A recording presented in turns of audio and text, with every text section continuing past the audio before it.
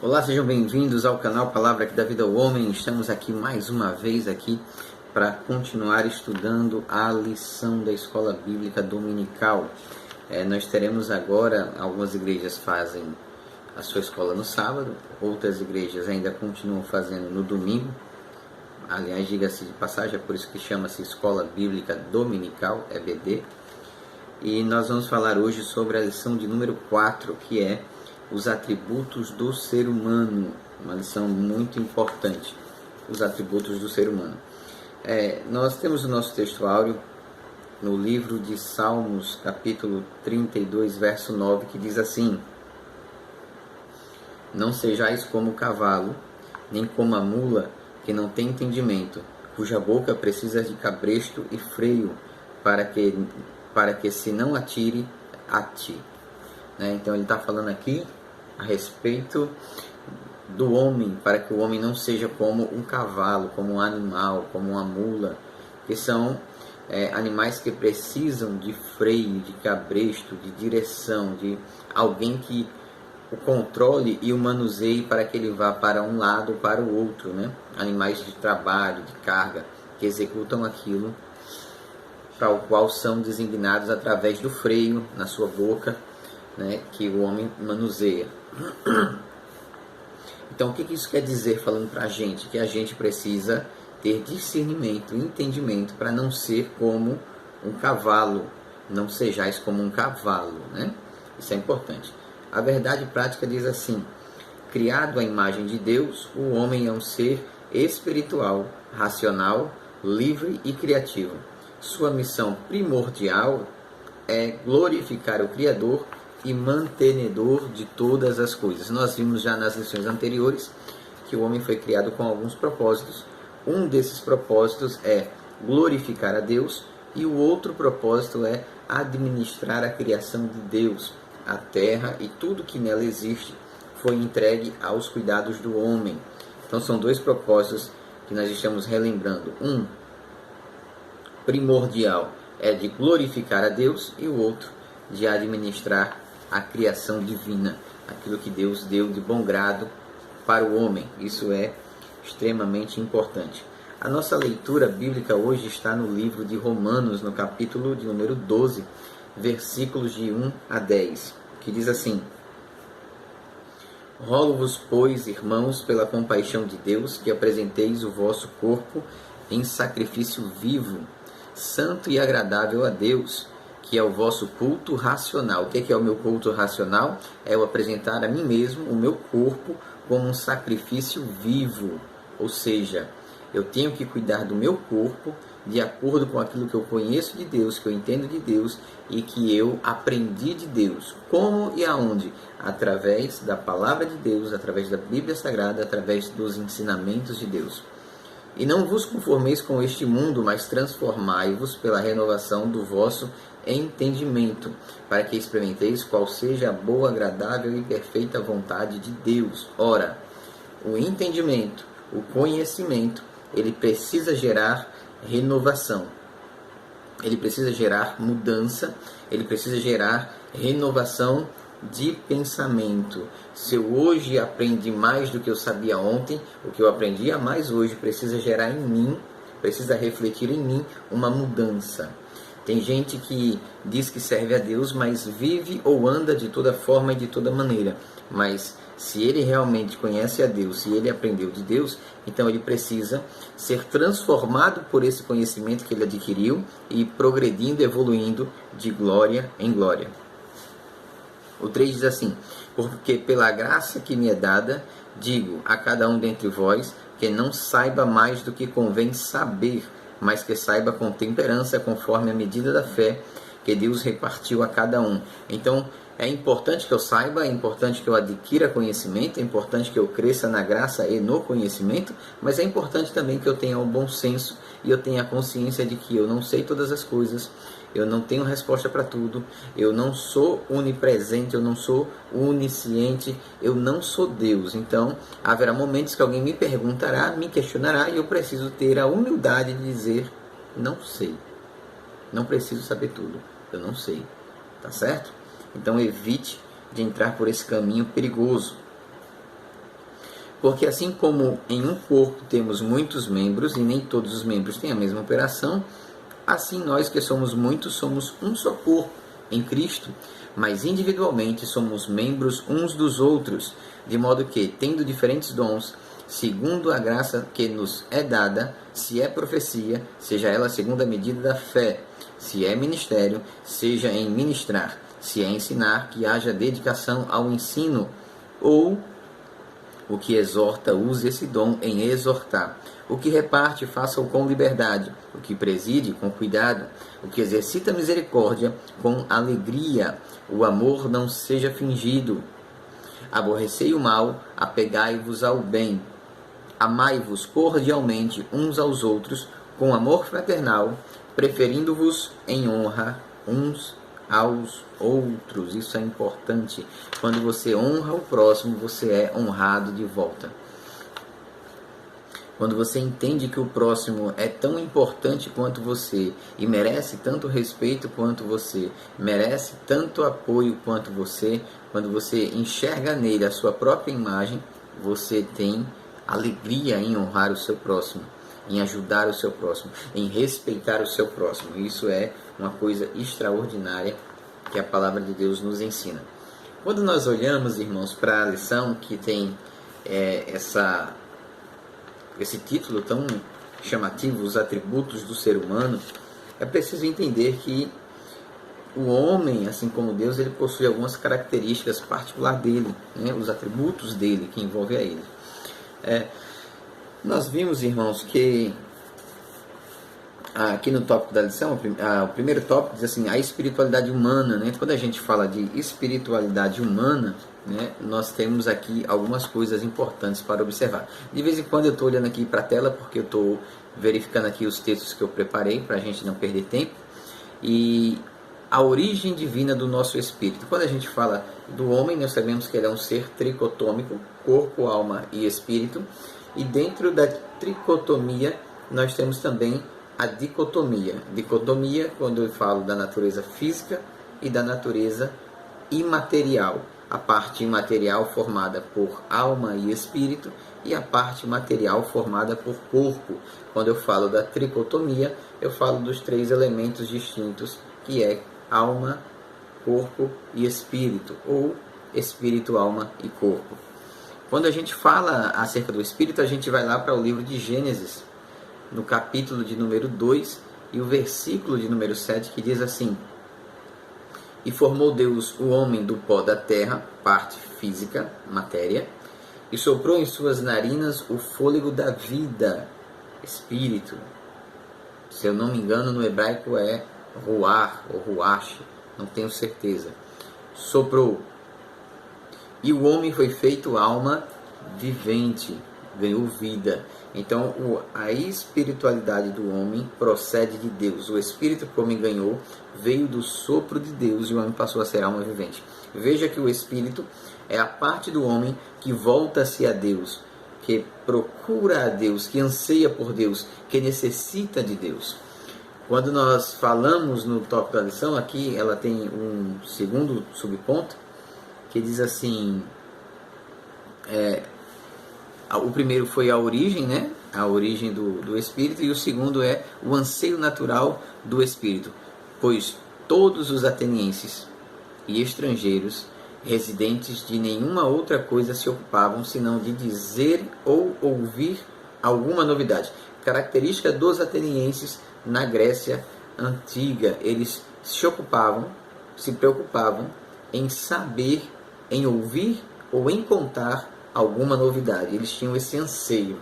E estando Paulo no meio do aerópago, disse: homens atenienses, em tudo vos vejo um tanto supersticiosos. Né? Isso está lá em Atos capítulo 17, versículo 21, 22. Então o homem ele tem um anseio natural. E esse anseio natural é voltado para Deus. Veja que os atenienses, eles eram, entre muitas outras coisas, um pouco supersticiosos, né? Aí é o pessoal da superstição. E tem crente que é supersticioso? Tem. Tem crente que ainda faz simpatia para arrumar namorada, Tem crente que faz simpatia para diminuir a hérnia do bebê recém-nascido, amarra a macaxeirazinha e pendura lá na parede. Tem crentes supersticiosos. Ainda existe, né? Pessoas que acreditam em certas simpatias para uma série de coisas, desde você ganhar dinheiro até você arrumar namorado ou namorada ou ficar mais bonito, né? Eu acho um pouco complicado, mas cada um faz o que quer, né? Então eles tinham essa superstição e vocês vão ver lá no Areópago, onde Paulo ele prega, que havia até um altar e esse altar estava dedicado a um Deus desconhecido. Por que um Deus desconhecido? Porque eles simplesmente não sabiam quem era, mas eles adoravam a si mesmo. Então é a necessidade do Espírito, o anseio do Espírito de dirigir-se a Deus. E na ignorância dos atenienses, como eles não sabiam, não conheciam a Deus, eles tinham levantado até um altar ao Deus desconhecido. O Salmo de número 42, verso 1, diz assim: assim como o servo brama pelas correntes das águas, assim suspira a minha alma por ti, ó Deus. Isso está lá em Salmos 42, 1. Veja o anseio que o Espírito tem, a necessidade que o Espírito tem de ligar-se ao seu Criador, de ligar-se ao seu Deus. É uma coisa muito interessante, muito interessante. No tópico 3 da lição, ele vai falar do culto racional, né? O culto racional e agradável a Deus, né? E diz assim, uma outra referência aqui diz assim: e revivificarão a revivificação do espírito humano, né? A revivificação do espírito humano, extremamente interessante, a revivificação do espírito humano. Vamos lá. E vos vivificou, estando vós mortos em ofensas e em pecados. À medida que o homem peca, à medida que ele se afasta de Deus, ele morre espiritualmente. Ele vai cedendo cada vez mais ao pecado, ele vai cedendo cada vez mais ao vício, à escravidão, à prostituição, às drogas, e não só isso, a falsidade, o egoísmo, a glutonaria. O nicho do pecado, ele é amplamente inexplorável. E quando eu digo inexplorável, não no sentido de que ninguém cometa, mas no sentido de que nunca há pecado suficiente. Sempre um pecado puxa outro pecado, um abismo puxa outro abismo. E isso aí é um alerta para o povo de Deus, né?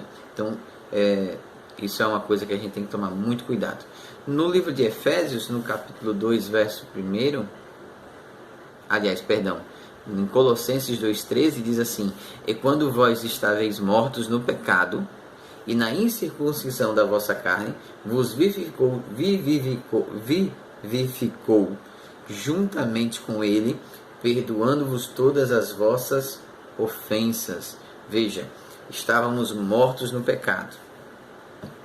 Eu não tinha valor nenhum, absolutamente nenhum. Eu, pior dos homens, pior dos pecadores, o mais miserável entre os mortais, o pior entre os piores, o mais insignificante, o mais pecador,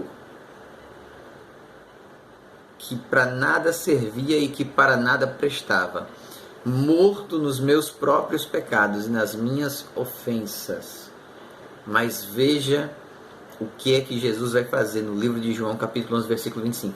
Disse-lhe Jesus: eu sou a ressurreição e a vida, quem crê em mim, ainda que esteja morto, viverá. Veja o amor de Deus para comigo, pobre e miserável pecador. É fácil para você que está me ouvindo escolher pessoas boas, que você julga ser boas. É fácil para você que está me ouvindo escolher pessoas que você acredita serem modelos sociais ou modelo para você. Mas Cristo me escolheu sem eu prestar para nada, sem eu servir para nada, sem que eu tivesse o valor de nada. Morto nos meus pecados, morto nas minhas ofensas, mas mesmo assim, Ele me salvou. Veja como é o amor de Deus. No tópico 2 da lição, vai falar da racionalidade humana e vai informar que essa racionalidade humana, ela foi também uma característica que o homem herdou do seu Criador, do seu Pai, do seu Deus, né? Deus, ele é um ser racional. Quando nós falamos de racionalidade, nós vimos lá no texto áudio da lição, que ele usa novamente, ele diz: não sejais como o cavalo. O cavalo é um animal, irmãos, de carga, de serviço pesado, um animal bruto, podemos assim dizer. E ele necessita de freio, de cabresto, para ser orientado para onde ir, para onde não ir, onde ficar, onde parar, quando andar.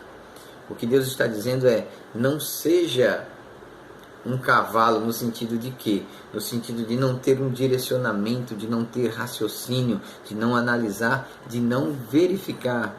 Deus está dizendo: pense, pondere, raciocine, analise, verifique, confira, não fique enganado, não fique vendido. É isso que ele está dizendo.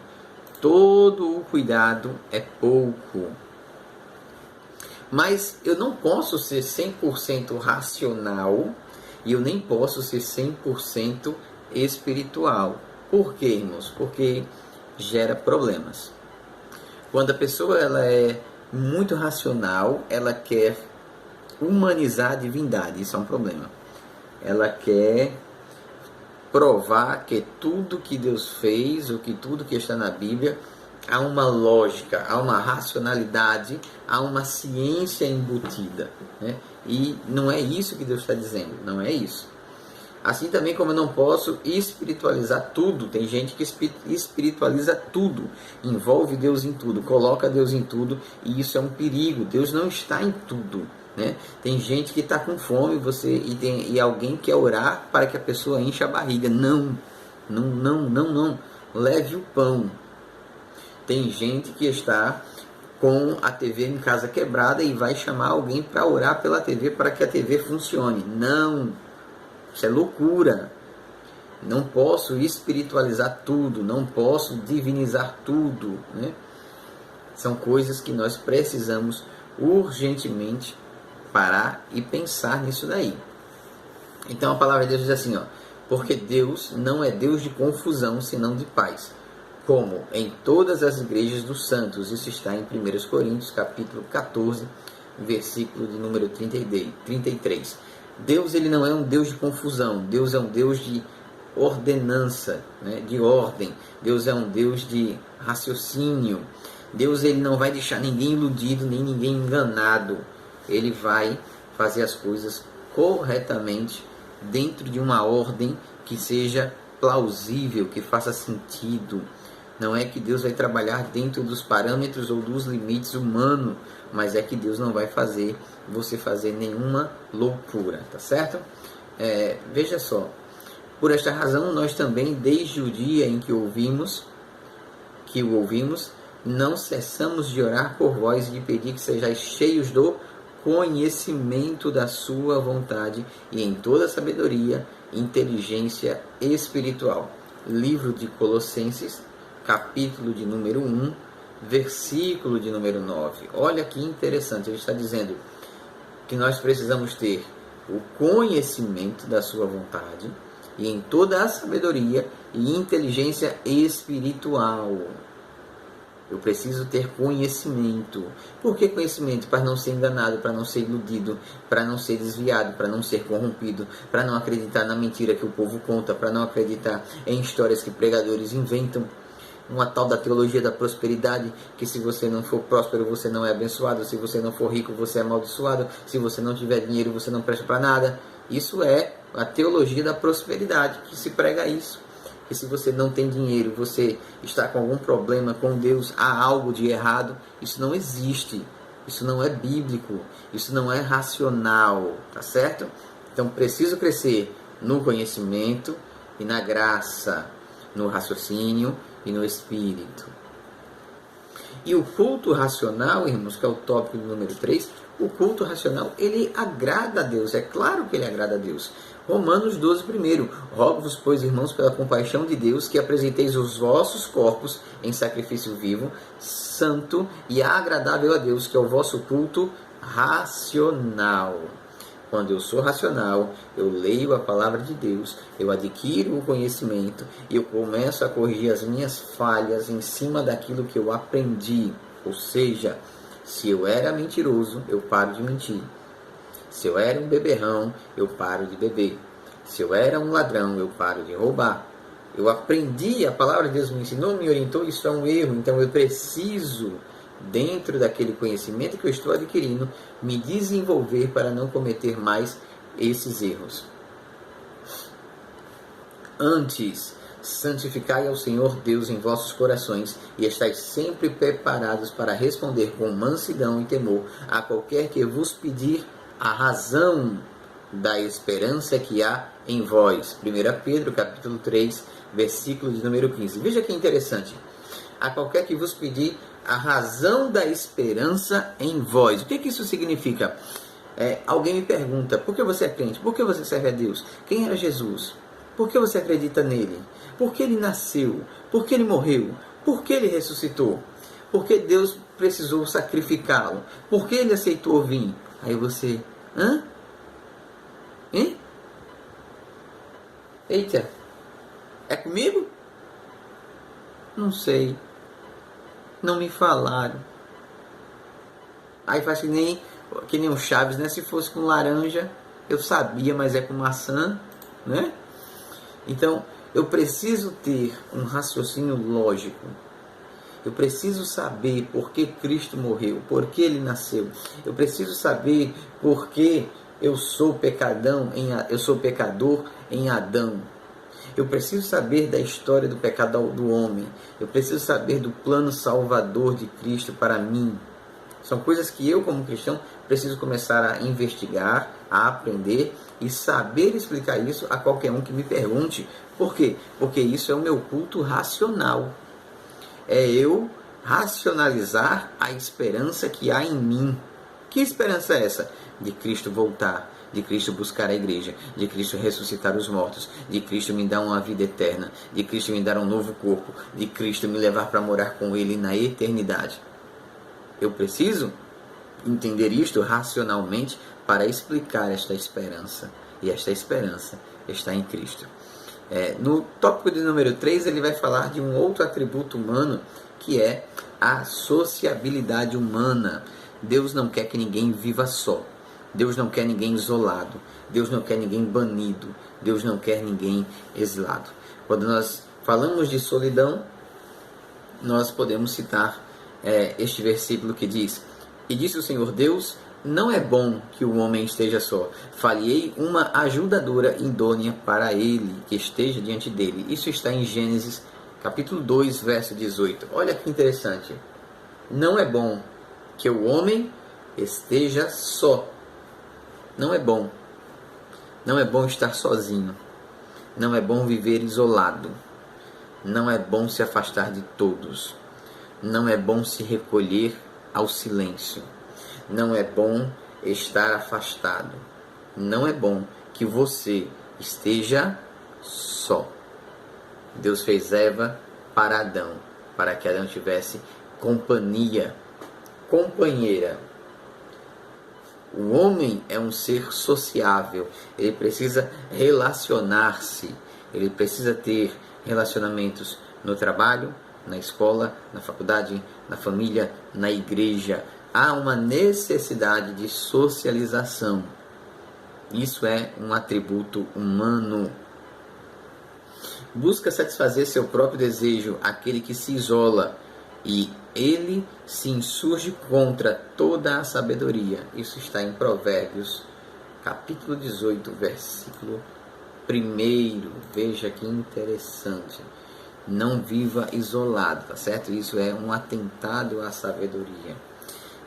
Outra coisa importante que ele vai trazer aqui é o tópico de número 2, referente ao terceiro tópico, né?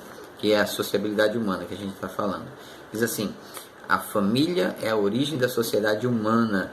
Então, um outro mandamento que foi dado ao homem, assim que ele recebe sua companheira, é: crescei, multiplicai e enchei a terra.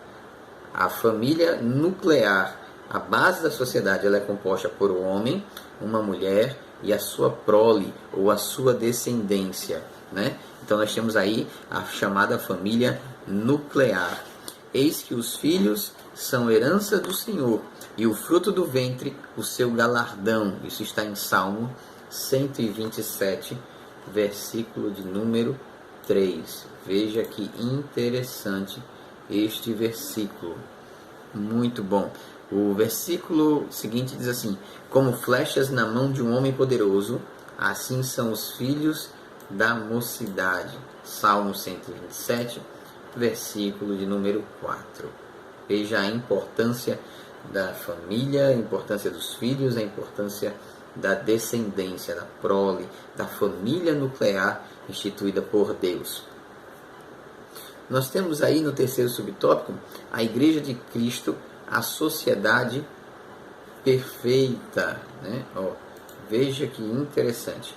A Igreja de Cristo, a sociedade perfeita. Vamos ver lá o que é que diz a Igreja de Cristo, a sociedade perfeita. Muito bem. Diz assim: agora, pois, permanece a fé, a esperança, o amor, estes três, mas o maior destes é o amor. Veja que coisa linda, irmão. Qual é a base da Igreja de Cristo, que é um exemplo, que precisa ser um padrão social para o mundo, um modelo para o mundo, um espelho para o mundo. Ela precisa ser rica em fé, ela precisa produzir a esperança e ela precisa viver em amor. E veja que ele reforça e diz: dentre estes, o maior deles é o amor. A igreja precisa viver o amor, pregar o amor, cantar o amor, falar do amor. A igreja precisa ser um testemunho vivo, ainda que não haja palavras, né? Veja a importância de eu ser o modelo, de você ser o modelo, de nós tomarmos o cuidado necessário para não envergonharmos a Cristo. O subtópico de número 4 diz assim: a liberdade humana. Então nós temos o livre-arbítrio. Não está toda a terra diante de ti? Eia, pois, aparta-te de mim, e se escolheres a esquerda, irei para a direita, e se a direita escolheres, eu irei para a esquerda. Gênesis 13, versículo de número 9, aquela separação que há entre Ló e Abraão. Veja que ele está dizendo: escolhe, decida, para onde você quer ir, para a esquerda, para a direita, para o lado que você for, eu tomo a outra direção. Veja que coisa fantástica. Então, eu preciso começar a ter este pensamento, preciso começar a fazer essas análises, e eu preciso entender que eu sou o único responsável pelos meus atos, e eu sou o único responsável pela colheita. Eu posso escolher o que vou plantar, mas não posso escolher o que eu vou colher. Se eu plantar jiló, não vou tirar uva. Se eu plantar limão, não vou tirar jaca. A lei da semeadura obedece à natureza da semente. Se eu plantei maçã, colherei maçã. Se eu plantar manga, colherei manga. Se eu plantar tomate, colherei tomate. A natureza da plantação obedece à natureza da semente. Eu posso escolher o que plantar, mas nunca poderei mudar o que eu vou colher, tá certo? Plantado está, crescer vai, e colher será o próximo passo a ser tomado. Então, o ato de decidir. E o Senhor Deus fez brotar da terra toda árvore agradável à vista e boa para a comida, e a árvore da vida no meio do jardim, e a árvore do conhecimento do bem e do mal. Gênesis capítulo 2, versículo de número 9. A história que todo mundo conhece. Não tem quem não conheça a história de Adão e Eva e o fruto proibido, né? Então veja que Deus ele bota as duas árvores no jardim e ele diz ao homem: tudo é seu. A mulher é sua, o jardim é seu, os rios são seus, os animais são seus, a terra está nas tuas mãos. Agora, é o seguinte: desta árvore não toque, não coma, porque no dia que você comer, você vai morrer. Adão e Eva trocaram toda uma vida de perfeição, toda uma vida de felicidade, toda uma vida de presença de Deus diária por um momento de desobediência, por uma mordida no fruto. Tem gente que é assim, irmão, nunca está contente com o que tem, nunca está contente com a mulher que tem, nunca está contente com os filhos que tem, nunca está contente com o emprego que tem, nunca está contente com a vida que possui. Ele sempre quer mais, ele sempre busca mais, ele é insaciável, ele é impossível de satisfazer-se. Resultado: peca e morre, peca e acaba o casamento, peca e perde os filhos, peca e perde o emprego, peca e perde a vida, peca e perde a presença de Deus. Cuidado, irmãos, cuidado. Aprenda a viver com aquilo que Deus lhe deu. E disse-lhes: ide por todo mundo, pregai o evangelho a toda criatura. Quem crer e for batizado será salvo, mas quem não crer será condenado. Veja que interessante, é outro mandamento de Cristo, né? Ninguém é obrigado, ele não força, mas ele dá a ordem. Ide. Afirmativo, ide, imperativo, ide. A soberania divina. Alegra-te, jovem, na tua mocidade, e recreie-se o teu coração nos dias da tua mocidade, e anda pelos caminhos do teu coração e pela vista dos teus olhos. Sabe, porém, que por todas estas coisas te trará Deus a juízo. Posso viver como eu quero, posso andar como eu quero, posso fazer o que eu quero, mas eu preciso saber que nos fins dos meus dias prestarei conta ao Altíssimo.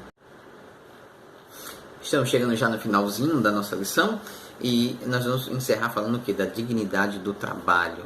O trabalho dignifica o homem, o trabalho dá ao homem a nobreza de comer do suor do seu rosto, de viver do seu suor, do seu trabalho. É bem verdade que o trabalho hoje ele é bem estressante, ele é bem complicado, há uma série de problemas hoje em relação ao trabalho, mas originalmente não era assim. O homem ele já trabalhava no jardim, ele já vivia do suor do rosto, ele já comia daquilo que ele cultivava, daquilo que ele plantava. Então o trabalho procede de Deus, o trabalho é uma bênção de Deus para a minha vida, para a sua vida. O problema é que pós-pecado o homem se corrompeu e o trabalho tornou-se em algumas situações até escravo, né? Mas aí é uma outra situação. E disse Deus: façamos o homem à nossa imagem, conforme a nossa semelhança, domine sobre os peixes do mar, e sobre as aves do céu, e sobre o gado, e sobre toda a terra, e sobre todo réptil que se move sobre a terra.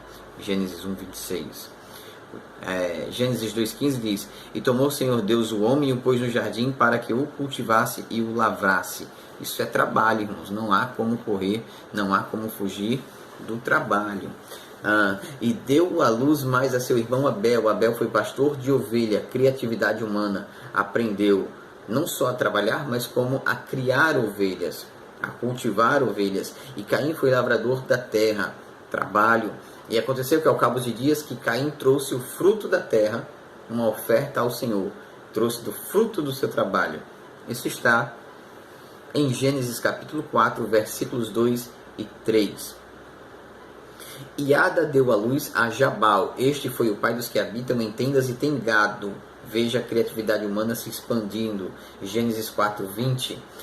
E o nome do seu irmão era Jubal. Este foi o pai de todos os que tocam harpa e órgão. Gênesis 4:21. Veja a criatividade humana expandindo. E Zila também deu à luz a Tubal-Caim, mestre de toda a obra de cobre e ferro. E a irmã de Tubal-Caim foi Noema. Gênesis 4:22. Veja que o homem ele vai criando, vai aprendendo, vai desenvolvendo, e os irmãos sabem que o conhecimento humano nos nossos dias ele tem crescido muito rapidamente, ele tem avançado muito rapidamente. Isso é a criatividade humana no seu auge, né? Na sua plena forma. Então, irmão, nós vimos nessa lição que o homem possui alguns atributos dados por Deus: a racionalidade, a capacidade de pensamento, a capacidade cognitiva, reflexiva, a capacidade criativa. Então, o homem é um exemplo da capacidade que Deus nos deu para crescer, evoluir e dominar sobre toda a terra, de fato e de direito. Que Deus possa continuar abençoando os irmãos. Se você ainda não é inscrito aqui no nosso canal, não perde tempo, se inscreve, clica no sininho, gente, é de graça, você não vai pagar nada, eu não vou te cobrar nada por isso. Clica no botão inscrever-se, ativa as notificações para receber novos vídeos. Se ficou com alguma dúvida, coloca aí embaixo, manda para o maior número de pessoas possíveis. É o nosso compromisso, é o seu compromisso comigo. Esse canal ele é meu, mas também é seu, também é nosso. E a gente vai evangelizando, levando o evangelho aonde eu não posso ir, aonde você não pode ir, mas o vídeo pode. Então, utilizando os meios de comunicação sociais para pregar a palavra de Deus. Fiquem todos com Deus, que Deus continue abençoando. E lembrando que nós também somos palestrantes, tá certo? Então, se você precisa de uma palestra na sua igreja, se você precisa de uma palestra até no seu trabalho, dependendo do tema que você queira abordar, pode nos contatar. Tem aí os nossos contatos aí, as nossas redes sociais, e o nosso e-mail também está lá na descrição, tá certo? Que Deus vos abençoe, fiquem todos com Deus, em nome de Jesus.